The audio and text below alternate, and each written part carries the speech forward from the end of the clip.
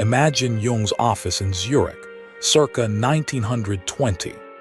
One day, a friend of the famous psychologist, a brilliant expert on China, Richard Wilhelm, came to see him.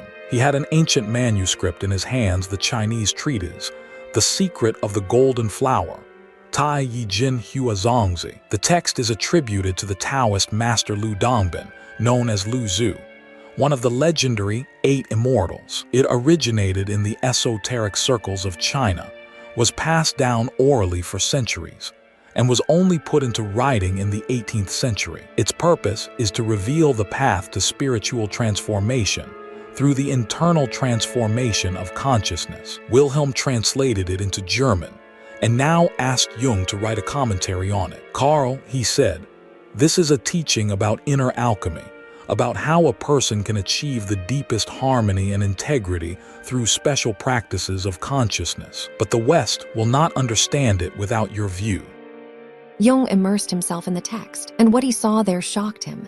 This is an ancient Chinese instruction on how to find something precious and eternal inside yourself, your true light, your essence. They called this essence the golden flower. It is not a real flower, but an image of your enlightened, integral I. What is the essence of the practice? Stop the external noise. You live in a stream of thoughts, feelings, external events. It is like muddy water. The treatise teaches, stop, calm down, look inside. Find your inner light. In the core of you, behind all this vanity, there is a quiet, pure light, your life force, your true consciousness. Taoists call it Kai, or simply light. Gather the light. The technique is called circulation of light. This means concentrate your attention inside yourself, for example, in the area between the eyebrows or in the heart. This is a square inch room. Stop chasing external thoughts and sensations, as if you are gathering scattered rays into one bright focus. Grow the flower. When you constantly practice this concentration, your inner light becomes stronger, purer. It crystallizes, condenses. This is the golden flower, a symbol of your awakened essence, the harmony of all forces within you. The one who has achieved this finds deep peace, wisdom, and a sense of unity with all that exists. Why is this important? It's not about chemistry, it's about the soul. It's internal alchemy. You don't brew a potion in a cauldron. You transform your own energy and consciousness, transcending the body. The one who has grown the golden flower creates an immortal spiritual body, Zion Tai, within himself, which transcends physical death. The universal language of the spirit. When Carl Jung read this treatise, he was shocked. The Chinese sage and the Western man are looking for the same thing: integrity and light within themselves. The secret of the golden flower is an ancient whisper. Stop running outside. Calm down. Look inside. Your true light, your eternity is already here inside. Learn to see them and grow them. And this whisper turned out to be understandable to people all over the world because it speaks to the most important thing. This was not just an exotic Eastern teaching. No, in the descriptions of working with consciousness, in the symbols that very golden flower, personifying the highest goal of the inner path, he recognized something amazingly familiar. The images and processes described by the ancient Chinese masters were strikingly reminiscent of those deep symbols and experiences that arose in his European patients in dreams and fantasies. This was a direct confirmation of his main idea, the existence of the collective unconscious. This underground ocean of archetypes and symbols common to all mankind. He saw in The Secret of the Golden Flower a connection between ancient Eastern wisdom and modern Western psychology, a connection between the Gnostics, the medieval alchemists who sought the philosopher's stone outside themselves, and his own search for inner integrity, what he would later call individuation. The Taoists, it turns out, had been practicing for centuries what he intuitively sensed in psychotherapy, a path to liberating consciousness from the power of unconscious forces within us.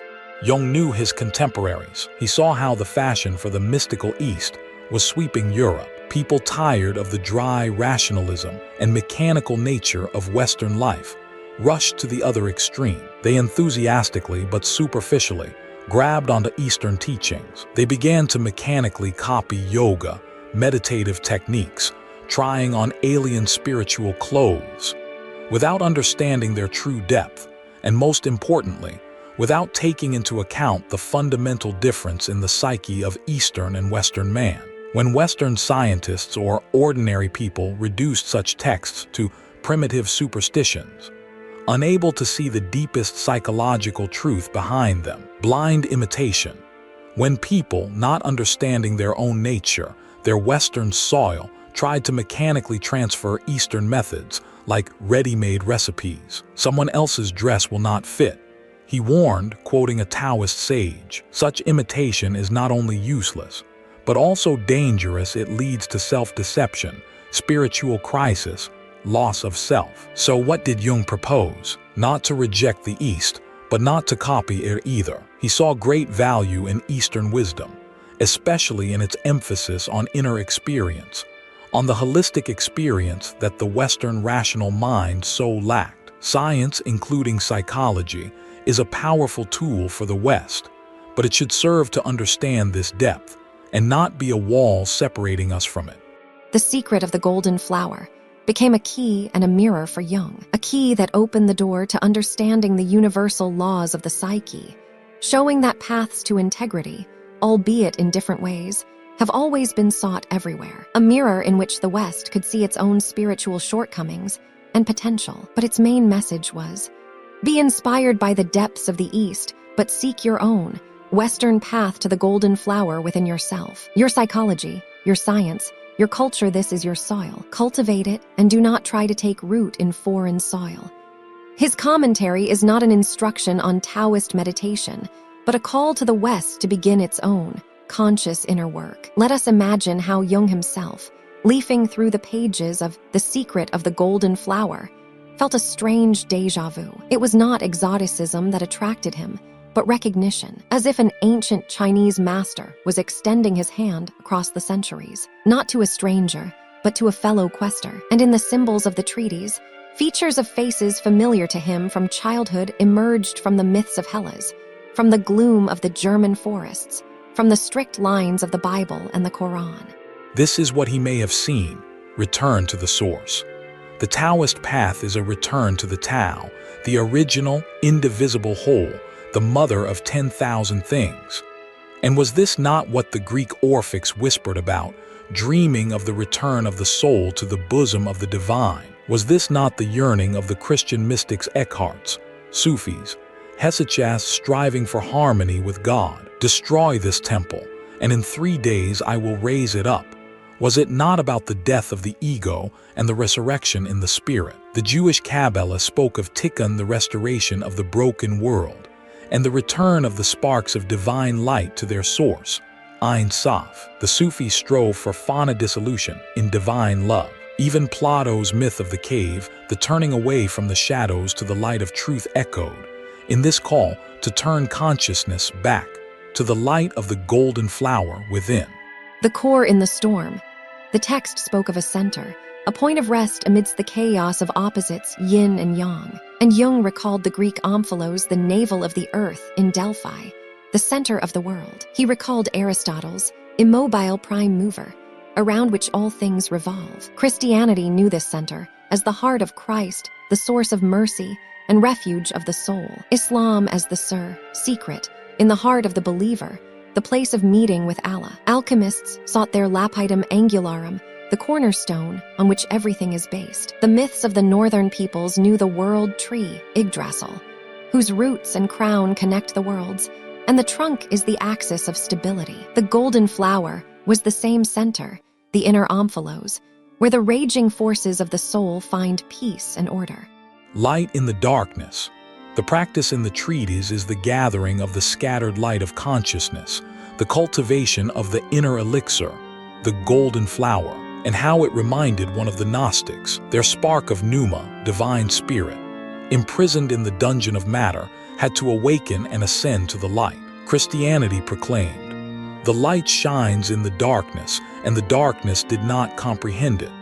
The Jewish Hanukkah is the holiday of light conquering darkness. Zoroastrianism, which influenced many Western and Middle Eastern ideas, was built on the eternal struggle between light, Ahura Mazda, and darkness, Angra Mainyu. Even in the myth of Prometheus, who stole the fire of the gods for people, One could see this motif of inner illumination, obtained with risk and labor. The golden flower was a personal, internal Promethean fire that needed to be nurtured, not stolen. Death to life.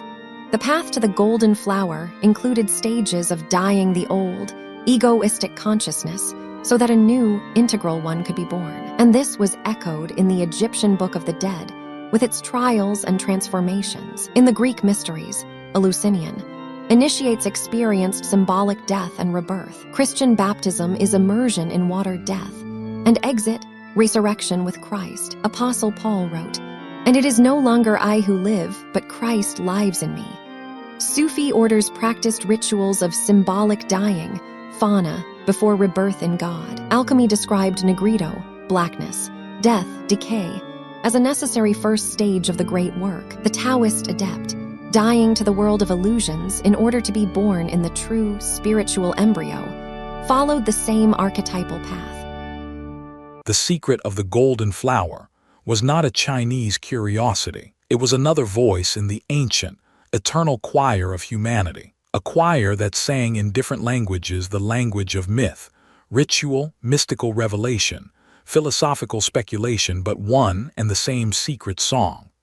A song of longing for the whole, of the light that lives in the depths, of death leading to true life, and of the center that will stand amidst any storm. The East merely reminded the West of its own, forgotten but not dead, profound truths. And the task was not to become Chinese, but having heard this echo in the ancient text, to seek with renewed vigor one's golden flower on native Western soil, illuminating the path not only with the torch of science, but also with this ancient, unquenchable inner light. Dear friends, if you liked this video, like it to help promote it, and if you are interested in anything, ask questions in the comments. Until next time.